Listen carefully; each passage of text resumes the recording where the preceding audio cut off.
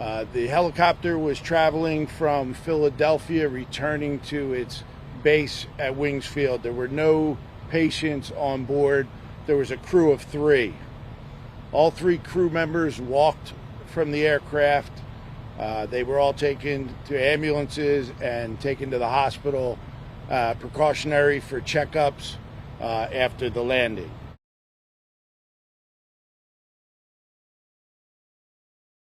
We got very lucky tonight. It's a miracle. The pilot did an amazing job from all accounts. As out of control as it was, he controlled it into an area and was able to put it down without striking, luckily for us, any homes, any vehicles, or any people.